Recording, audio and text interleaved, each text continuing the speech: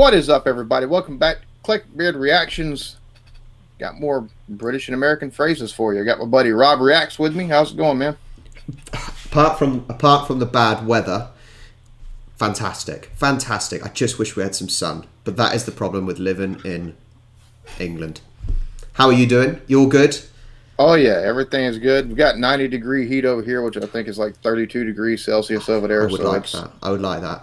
I'll tell you what. I'll trade weather with you. Before we get going, I'll mention this. Well done on the 50k. I know people have said it already, and you've done the live streams, but from me to you, fantastic. Well, thank you. Well done, mate. You've been a lot of help to me. So I'm really proud that you've got to that stage, and you are on to the next stage.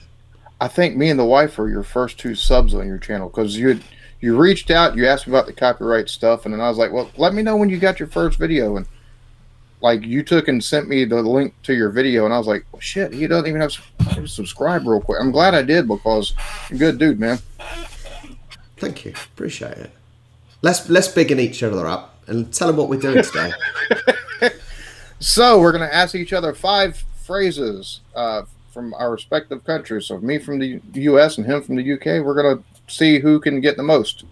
I tried to make them a little easier this time, which last go around didn't go so well, did it, for me? No. You come in a little bit. I think overconfident. So I did. That was my mistake. Okay. Would you like me to go first this time? Yeah. You can go first. Okay. Right. I'm hoping you don't know any of these, but we will see. The first phrase: horses for courses. Horses for courses. Horses for courses. What the fuck? Horses for courses. Get the PC version. What the heck? I think we're allowed to have minor swearing on this if you minor swearing. Horses are for courses. I haven't the foggiest on that one. Think of it. You have horse racing over there, don't you? You have the Derby, or you don't call it Derby, do you? The Derby. Horses for courses. Think of it. So some horses race on the flat, and some go over the jumps, right? Yeah. So horses for courses basically means people like or are good at different things. So I like football, soccer. You like American football. Or I'm good at one thing and you're good at a different thing. We're not all made the same, and we're different, good at different things. Horses for courses. That makes sense. Now that you broke it down to me. Yeah. All right. So I got a knee high to a grasshopper. Knee high to a grasshopper. Grasshoppers are small. Does it mean a very short person? Very short or very young? Like, I've known them since they were knee high to a grasshopper. So basically saying, like, I've known them since they were a child or something like that.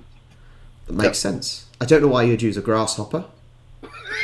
Why a grasshopper? And do you know the background for that one? I have no clue.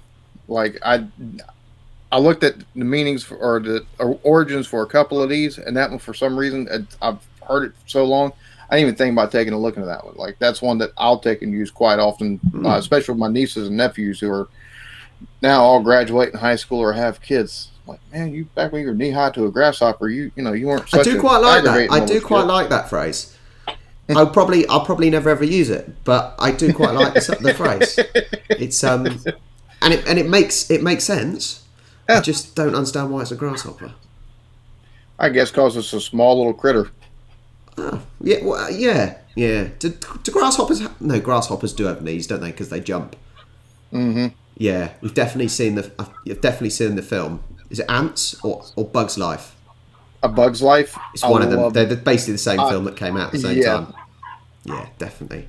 Yeah, wow. I love that movie. Okay, we're going through this quite quick for the first 2. So 1-0 to the English.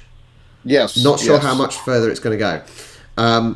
Number 2, pop your clogs.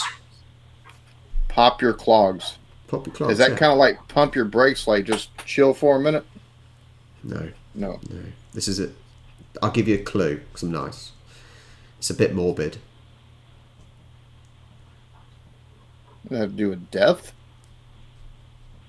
Does somebody like have a heart attack or somebody kills over and dies? Yeah, yeah. It's basically to die. If someone dies, they pop their clogs. Ooh. I don't know the background. I don't know the background for this one either. It must be. I don't know if it's something to do with clogs with shoes, like wooden shoes. Clogs were. That's the first thing that came to mind.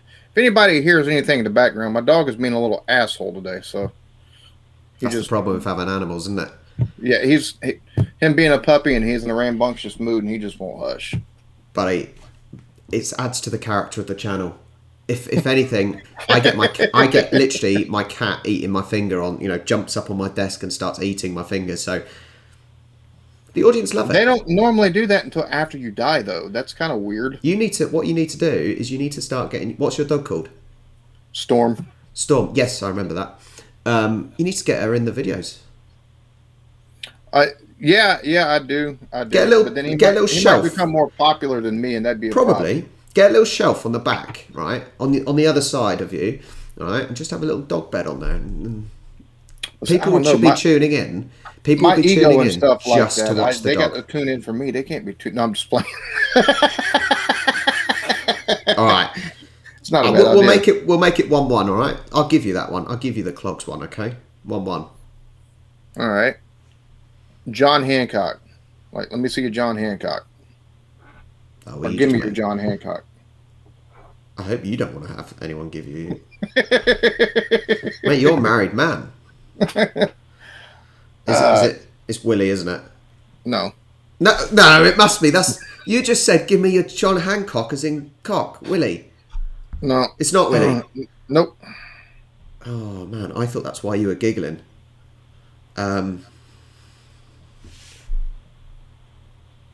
It's not like phone or anything, is it? Mobile phone. No. I thought that was going to be a funny one that you had asked for. It has to do with one of the people that it's on one of our founding fathers. It has to do with one of our founding fathers, and the way his name was prominently on the Constitution and the Declaration of Independence. John Hancock. I literally have no idea. Somebody's signature. Give me your signature. Give me your John Hancock. Give me your signature. So you mean like when your old Constitution bit of old paper was signed? And his was the biggest name and is more specifically for the Declaration of Independence, which is the reason why I tried clarifying. But his name was the most prominent on there. Like everybody signed their names. His was John. His was the biggest. His was the biggest. Yeah, his was the biggest and most prominent. I think if I probably knew who John Hancock was, I have no idea. I have no idea about the Constitution. Don't worry, most people in this country don't either. So yeah, trust me, I know. I think if I knew, it would have been. I think that's more not situational. Well, no. Yeah, if I knew who he was, I may have clicked. Yeah, but I just thought you were asking for someone's Willie. No. It seems like that would be what it's for because you got the word Hancock in there, but it's due to that. So, done me. 1-1 still then. Okay, number 3 for the English. Pull a blinder. Pull a blinder. Pull a blinder. You mean to fool somebody, like pull the wool over their eyes or something like that? No. Think of if you've done something. How have you done it? As in, what standard have you done it?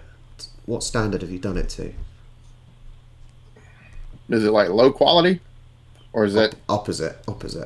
Oh, so it'd be like doing something high. Done something really well. Done something really well. I've just pulled a blinder. See, it's funny because over here, like you say something like that over here, people will be like, "What the hell is that?" Like a play on, or like a new way of saying like you've pulled the wool over somebody's eye, like you've taken, hoodwinked them or something like that. So that's the first thing that comes to mind when I hear something. I really want to know. I'm literally googling it now, but I really want to know the origins of that. 2 seconds. Just talk among yourselves. Pull a blinder meaning. Yeah, because I'm interested now. Origin. I want to know what the origin is. Cure is going to tell me. Like I said, just chat among yourselves. Put some comments in the comments below while we have a little second. And we're not live. Or so. you can also use it to say you've got with an attractive woman. That would make sense. Yeah, That would definitely make sense. like a stunning woman. Yeah. Yeah. That makes sense. I still wouldn't have gotten it right off the rip, but you know, Kiora's not coming up with it, mate. Sorry, this ain't making good YouTube. Right, I don't know. I can't even find what the meaning. It's all good. We'll just edit out what doesn't take and make for good YouTube. As if you can be bothered. All right. I can't give you that one. Still 1-1. Take a rain check. Oh, I know. You have gone nicer on me this time. Thank you. Yeah, I appreciate it. Don't worry. See, I've saved some of the best for last, so don't worry. Take a rain check to postpone something. Postpone something. Yeah, and it actually originated from back in the early days of baseball. Whenever there'd be a rain game or something like that, bad. Yeah, inclement weather. So they give them a rain check to come for another day whenever they were able to play. I think that makes sense. I often have to take a rain check when I play lawn bowls because our summer is crap. And we don't like getting wet. So yeah, nice one. Number 4. You've got a version of this, by the way. Sods Law. Sods Law. Sods Law. Think about how the English are. We're not quite as chirpy as you Americans. Does that mean I'd be quiet? Like I don't. Yeah, I'm lost on this one. So you've got a something law that's very similar. Well, over here we got Murphy's Law, where anything that can't go wrong will go wrong. So that's Sod's Law. Oh, really? Sod's Law. Yeah. Oh. Yeah. You know, you'll get a nail in your tire, and then later on down the line, you'll go to the pub and drop all your drinks everywhere, and it's Sod's Law because everything's going wrong. And but yeah, your version's Murphy's Law. That's I'm not sure why it's Murphy's. Any idea why it's Murphy's Law? No freaking clue. Who is Murphy? I don't know, but I feel sorry for the fellow. Yeah, that is the question, isn't it? I feel sorry for him, that's for sure. It's these certain sayings that are named after people. Yeah, it makes you wonder exactly, what the hell that person went through to have something named after them. It's especially whenever... Yeah, it's like Gordon Bennett. Who is Gordon Bennett? Have you ever heard Gordon Bennett? This wasn't even on the list. No. Gordon Bennett, it's like when you say, oh, bloody hell. You say, oh, Gordon Bennett. Who is Gordon Bennett? Who is Gordon Bennett? He must have been, not a very liked man. If he existed. You got an extra one. Gordon Bennett. Sod's Law. Murphy's Law. Things keep going wrong. All right, so... Do I save a hard one for last, or do I take and make the last a little bit harder? If the good Lord is willing and the creek don't rise.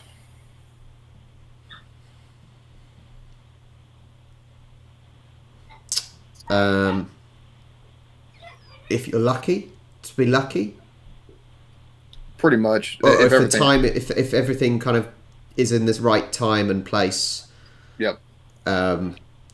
Then yeah, if everything's right, then it will work. Yeah, something along those lines. Pretty that, or somebody ask if you're going to be doing something like, "Hey, we're going to see you later on today." Yeah, if the good Lord's willing and the creek don't rise. It's a way more of a southern saying than what you'd hear throughout the rest of the U.S. Unless you're like in a rural area, like back in a holler somewhere. A lot of times, if you think creek is a kind of a countryside type. Yeah. So it must be quite southern. You would assume. Yeah, but it makes sense. It makes sense at least. At least it's not one of these ones that just makes no sense at all. That's what I like. Because the problem was last time we did this in the part 1, some of them just didn't make any sense. And it was like, you couldn't even explain them. So at least, I just think at least, yeah, at least have some sense to it. Yeah. Okay. I don't even know what the score is now. 2-2, I think. All right. Yeah. Never mind. It's just, points mean nothing, you know? No. What's it like on, what's the program? Whose line is Whose it? line is it? Whose line is it anyway? Points mean nothing. Points mean nothing. Anyway, my last one. Give me a tinkle on the blower. Give me a tinkle on the blower. A tinkle on the blower. Yeah. Tinkle on the blower. Wow. I think this is Cockney. And you like Cockneys, don't you? Yeah, that doesn't help though, because I'm still trying to suss out the Cockney rhyming and Cockney way of speaking on things, and because there's still stuff that I'll hear and I'm like, how the hell did they get that? So yeah. Because I don't think this is really Cockney rhyming slang. Cockney rhyming slang, unless I'm mistaken. But I'm just a southerner, so I don't know. Yeah, I don't even know. No idea. Like, hell no. Just give someone a phone call. That still makes no fucking sense. No, I'm not sure either. I don't understand how. I don't know. It's basically the blower is the phone, and a tinkle is the call. So like the phone being a blower. Okay, but I don't understand the link between. I don't understand how to get it, put it into context like that. Okay, I understand. Well, you'd say, for example, the way you would say it is something like, if you saw a mate out in the street and you said, "Oh, just give me a tinkle on the blower later on," or something like that. So yeah, give me a phone call later, basically. But I don't get it either. I was told. Listen, I was told last time we did this, and I need to do some either harder ones or some from around the country. So I thought, he's not British enough. Which the furthest I've gone up is London, which is about 50 miles away, which is nothing. But it's the best I've got from. I don't know either. I think I might have used it previously in general talk, but yeah. Well, number 5 for you, mate. So last one. Cant never could. Cant never could. Is it just something you're not very good at? No, it's more. It's normally said as a means of motivating somebody. Is it something like? Is it something like when you would say, "There's no such word as can't"? Yeah, something like that. So it's kind of in the same realm. For example, if I'm teaching football to kids and they said, "Oh, I can't do that," and you say, "Oh, there's no such thing as can't," basically saying, "Yes, you can do it." Mm-hmm. Yeah, same difference, and it's the reason. It's one of those things. It's a means of getting somebody out of a negative mindset. Of, man, I can't do that. Can't never could, which means if you're not willing to attempt it, you don't know that you can actually do it. So can't never could because they never tried doing it in the first place. Yeah, so yours phrase is more, it's not quite the same as what I'm saying, because yours is saying you've got to at least put the effort in. Yeah. Sort of. Yeah. Which we use the same thing over here. You would say no such thing as can't. Yeah. Yeah. Yeah. I like that saying. I might adopt it, mate. I might adopt it and use it. Feel free to. We've adopted enough of y'all stuff over here. Yeah. Well, we don't adopt stuff. We just steal it and then we call it our own. Yeah, I'm probably not going to say the word y'all. Especially in Hollywood. Do what now? I'm probably not going to start using the word y'all. You hang around me enough, you will. Don't, because we watch programs like HGTV, right? Which is the American channel. And what is it? It's not Flippers. It's the one with Chip and Joanna Gaines. Chip Gaines. I know what you're talking about. And literally, they say y'all about 100 times in 20 minutes. They're in Texas. Like everything but vocabularies and brain cells are bigger in Texas.